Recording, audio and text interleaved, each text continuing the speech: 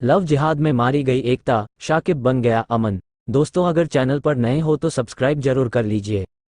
उत्तर प्रदेश मेरठ के लोहिया गांव का एक लड़का शाकिब 4 साल पहले लुधियाना गया और वहां जाकर दिलशाद के पास काम करने लगा। दिलशाद के पास रहकर काम करते हुए उसकी मुलाकात लुधियाना के ही अंकुजा आनंद नगर में रहने वाली एकता से हुई। शाकिब ने एकता को अपना नाम अमन बताया। इसके बाद वो अपने हाथ में कलावा भी बांधने लगा।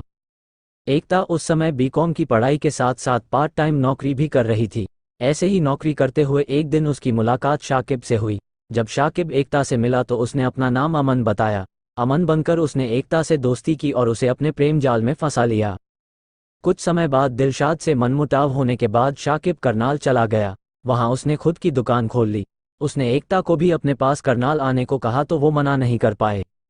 एकता को अमन पर पूरा विश्वास था। उसे बिल्कुल भी पता नहीं था कि जिसे वो अमन समझ रही है वो असल में शाकिब है। उसने तो अपने एक हाथ पर एकता और दूसरे हाथ पर अमन नाम का टैटू भी बनवा लिया था।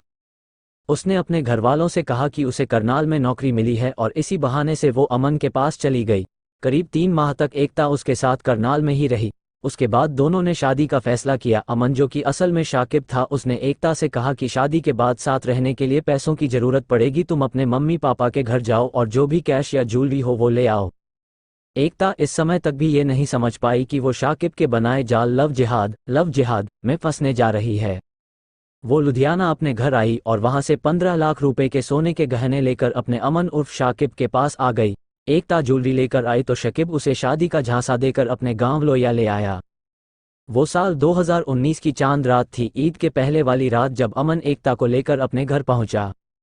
यहां पहुंचने के बाद तो एकता पर जैसे पहाड़ टूट पड़ा। उसे पता चल गया कि उसके साथ धोखा हुआ है। जिसे वो अभी तक अमन समझ रही थी वो तो असल में शाकिब निकला। यहाँ वो अपने परिवार को छोड़कर अमन से शादी करके जिंदगी भर साथ रहने के लिए आई थी, लेकिन अब शाकिब से उसका निकाह होने वाला था।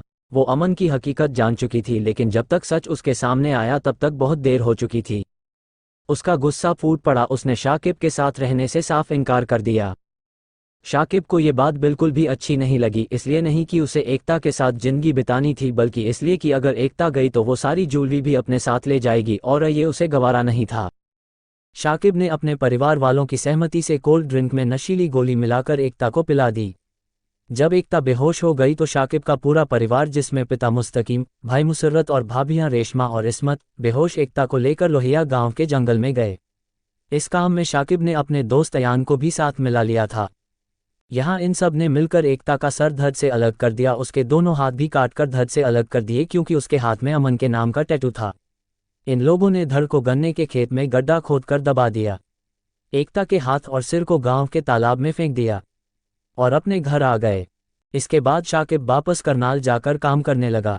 13 जून 2019 को लोहिया गांव में ईश्वर पंडित ने अपने पास वाले खेत में एक कुत्ते को देखा जो मुंह में इंसान का एक हाथ दबाए भाग रहा था। उन्होंने पुलिस को खबर दी। पुलिस ने जब गन्ने का खेत खुदवाया तो वहां से लड़की की लाश मिली, जिसका सिर और हाथ गायब थे।